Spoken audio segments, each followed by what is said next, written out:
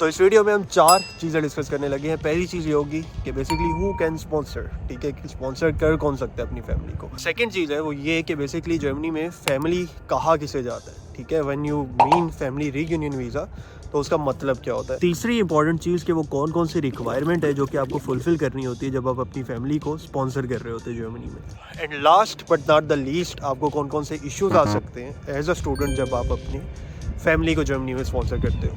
Without wasting any further time, let's start the video.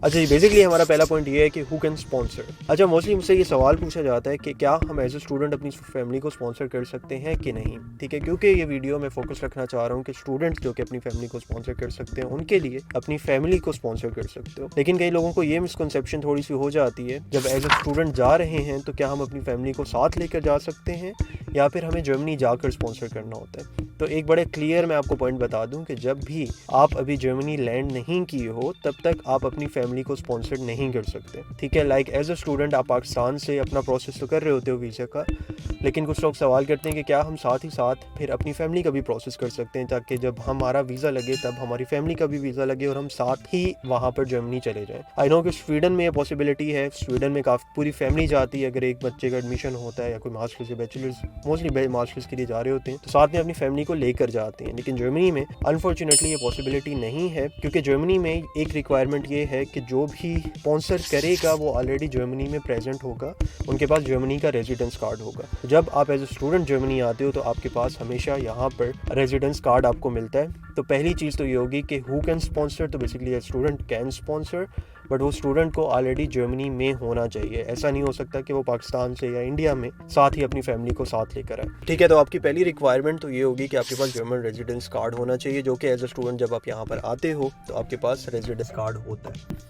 Light को थोड़ा सा ignore कीजिएगा क्योंकि जब मैं वीडियो बनाने निकला था तब थोड़ा दिन था, लेकिन अब टॉपिक को पढ़ते पढ़ते मुझे थोड़ा सा रिसर्च में टाइम ज़्यादा लग गया तो रात हो गई। वैसे भी दिन छोटे हैं तो रात थोड़ी जल्दी हो जाती है, ठीक है। तो let's bear with me, but still क्योंकि इंपॉर्टेंट टॉपिक है और आज ही मैंने खत्म करना है, बाद में पता नहीं टाइम लगे ना लगे, मेरे दिन से भी निकल जाते हैं ऐसे टॉपिक। अच्छा, जो हमारा सेकंड पॉइंट है वो ये है कि to whom you can sponsor. तो बेसिकली किसको आपकी फैमिली कंसीडर किया जा सकता है, आप किसको स्पॉन्सर कर सकते हो एज ए स्टूडेंट, तो वो आपकी वाइफ और आपके बच्चे कंसीडर होते हैं आपकी फैमिली। अनफॉर्चुनेटली पेरेंट्स को एज अ फैमिली काउंट नहीं करते। दोज आ रहे हैं जो कि जिसमें आप अपने पेरेंट्स को भी बाद में स्पॉन्सर कर सकोगे। अभी वो इंप्लीमेंट नहीं हुए तो अभी हम इस पर बड़ा डिटेल में बात नहीं करेंगे। अभी let's stay on the topic कि क्या होता है बेसिकली कि आप अपनी वाइफ को और अपने बच्चों को स्पॉन्सर कर सकते हो जब आप यहाँ पर एज ए स्टूडेंट आते हो।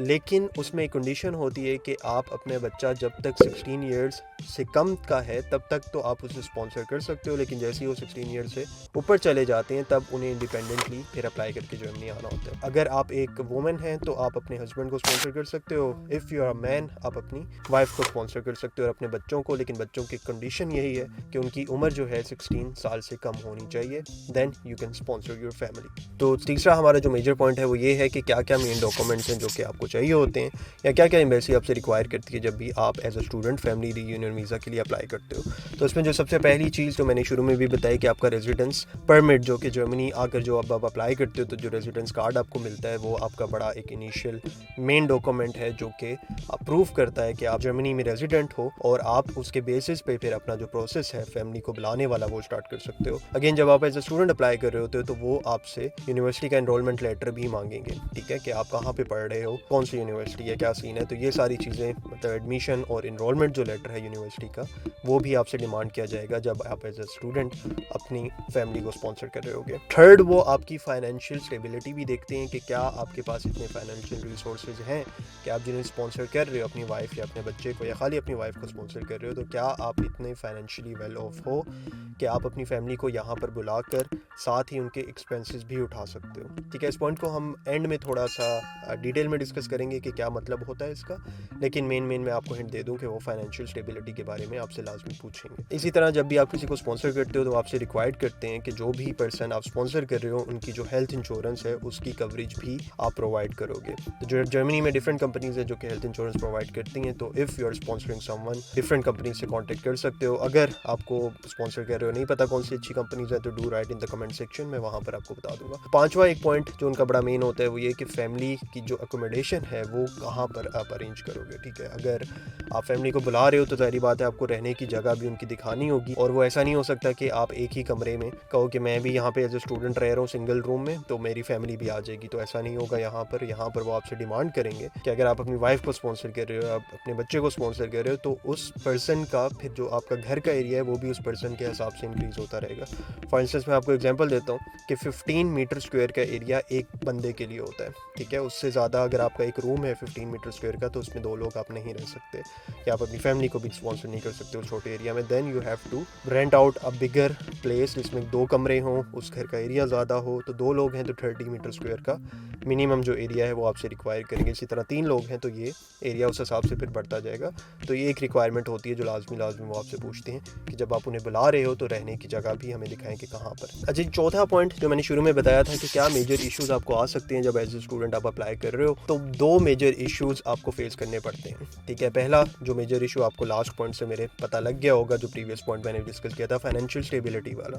ठीक है, जो क्योंकि जब आप स्टूडेंट होते हो तो आपके पास कोई परमानेंट फुल टाइम इनकम की जॉब नहीं होती जो कि आपकी बड़ी अच्छी पे आ रही हो और फाइनेंशियल स्टेबिलिटी आपकी कंसीडर की जाए। ठीक है, मोस्टली स्टूडेंट काम कर रहे होते हैं, पार्ट टाइम काम कर रहे होते हैं, इंटर्नशिप्स कर रहे होते हैं, तो अक्सर जो अमाउंट होती है वो इतनी ही होती है कि स्टूडेंट खुद अकेला उस पर सर्वाइव कर रहा होता है। तो जब आप कहते हो कि हाँ मैंने फैमिली को भी सारा बुलाना है, तो फिर वो कहते हैं कि यार आपकी तो इतनी अमाउंट है कि आप ठीक तरह से तो आपका ठीक है गुजारा हो जाएगा, लेकिन जब फैमिली को बुलाओगे तो ये वाली अमाउंट हमें कम लग रही है। तो मोस्टली जब आप एम्बेसी में एज ए स्टूडेंट जाओगे अपनी फैमिली को बुलाने, और याद रखें मैं विजिट वीज़ा की बात नहीं कर रहा, विजिट वीज़ा की टर्म्स एंड कंडीशंस बिल्कुल डिफरेंट है।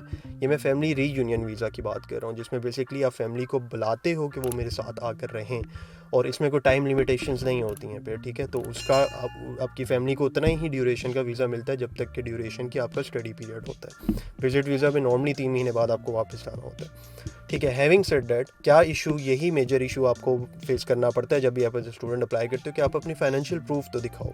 ठीक है, कि आपके पास इतनी इनकम है कि जब आप उन्हें यहाँ पर बुलाओगे तो आप इतने खुद स्टेबल हो कि आप खुद को भी और अपनी फैमिली को भी ठीक तरह से यहाँ पे अच्छी लाइफ है वो सस्टेन कर सकोगे। यही रीज़न है कि मोस्ट लोग प्रेफर करते हैं कि जब वो ग्रेजुएट हो जाएं, उनकी फुल टाइम जॉब आ जाए, तब वो कंपनी का कॉन्ट्रैक्ट लेके जाएं, क्योंकि उसमें फिर इनकम अच्छी होती है और ये जो सारे मसले होते हैं फाइनेंशियल स्टेबिलिटी वाले, ये वाला सवाल आपको नहीं होता जबकि आपके पास कंपनी का फुल टाइम कॉन्ट्रैक्ट हो, क्योंकि उसमें पे अच्छी होती है, रेगुलर मंथली बेसिस पे सैलरी आ रही होती है। तो काफ़ी आसान हो जाता है एम्बेसी को ये प्रूव करना कि आप फाइनेंशियली स्टेबल हो, एज़ कम्पेयर टू इस सिनेरियो में कि आप अभी एज ए स्टूडेंट हो और आपकी इतनी इनकम नहीं जनरेट हो रही जिस पे आप अपनी फैमिली को सस्टेन कर सको। अच्छा, अब ये मसला डिफरेंट लोग डिफरेंट तरीके से सॉल्व करते हैं कि वो दिखाते हैं कि हमारे अकाउंट में इतने पैसे हैं जो आ रहे हैं, वो खुद फाइनेंशियली बहुत वेल ऑफ हैं कि वो टेक केयर कर लेंगे, वो जॉब करते हैं, उनके पास इतनी इनकम है।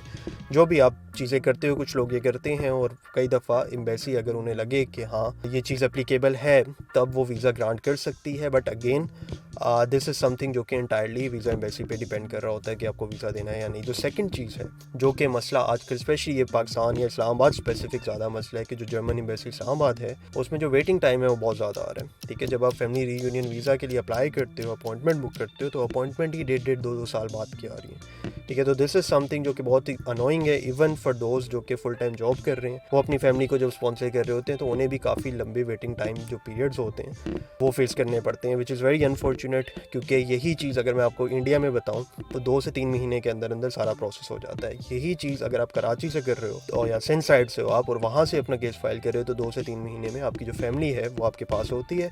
बट पंजाब में बहुत मसला है ये फैमिली रीयूनियन वीज़ा को लेके। मैं पर्सनली काफ़ी लोगों को जानता हूँ, मेरे बड़े अच्छे दोस्त हैं जिनकी 2 साल पहले शादी हुई है, 2 साल से लगे हुए हैं कि यार केस अभी तक क्लियर नहीं हुआ। ठीक है, तो ये वाली चीज़ आपको फेस करनी पड़ सकती है। तो अगेन इस चीज़ के बारे में आप थोड़ा सा मोहतात होना पड़ेगा। लास्ट में मैंने एक जो अल्टरनेटिव्स हैं कि किस तरह अगर ये वाली सारी कंडीशंस आप फुलफिल नहीं कर पा रहे तो देयर आर फ्यू अल्टरनेटिव, 3 से 4 वो बड़े अच्छे अल्टरनेटिव्स हैं जिसके थ्रू आप अपनी फैमिली को इवन एज ए स्टूडेंट बना सकते हो। और वो अल्टरनेटिव मैं नेक्स्ट वीडियो में डिस्कस करूँगा, क्योंकि जिस तरह आप अभी ऑलरेडी देख रहे हो कि लाइट वाइट भाई मसला चल रहा है। ठीक है, तो आप नेक्स्ट वीडियो के लिए स्टे ट्यून्ड रहिए। नेक्स्ट वीडियो मैं इसी पे बनाऊंगा कि क्या अल्टरनेटिव्स हैं बेसिकली, कि जिसमें आप अपनी जो वाइफ है या बच्चे हैं उनको आप किस तरह पर बुला सकते हो। तो वो टॉपिक थोड़ा डिटेल में हम डिस्कस करेंगे ताकि आपको थोड़ी सी उम्मीद मिले कि हाँ ये पॉसिबिलिटी है। और काफ़ी लोगों ने इस तरह किया भी हुआ है। वो वाले जो अल्टरनेटिव मैं नेक्स्ट वीडियो में डिस्कस करूँगा वो करके वो अपनी फैमिली को यहाँ पर लेकर भी आए हैं। तो मेक श्योर कि आप चैनल को सब्सक्राइब कर लें, स्टे ट्यून्ड रहें उस पर, क्योंकि वीडियो आ जाएगी और बाद में आपको पता लगे कि आप भूल गए कि देखनी थी। तो make sure do subscribe the channel, ताकि जैसे ही वो वीडियो अपलोड हो तो सारी इन्फॉर्मेशन आपको मिल जाए। या अगर आप ये वीडियो बाद में देख रहे हो तो हो सकता है ऑलरेडी वो वीडियो मेरे यूट्यूब चैनल पे अपलोड हो चुकी हो। तो मेक श्योर कि do check out that video. I am really hopeful कि वो वीडियो आपके काफ़ी हेल्प आउट करेगी।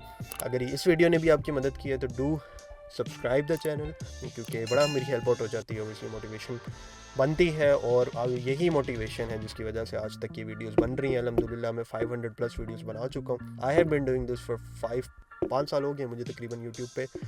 तो आप लोगों का प्यार है, आप लोगों की दुआएं हैं जो सब मुझे मोटिवेट रखती हैं इस चीज़ को। तो please do share the video और do like the video, do subscribe the channel. इंशाल्लाह आपको नेक्स्ट वीडियो में मिलते हैं, तब तक के लिए अपना ख्याल रखिएगा। स्टे ट्यून्ड, अल्लाह हाफ़िज़।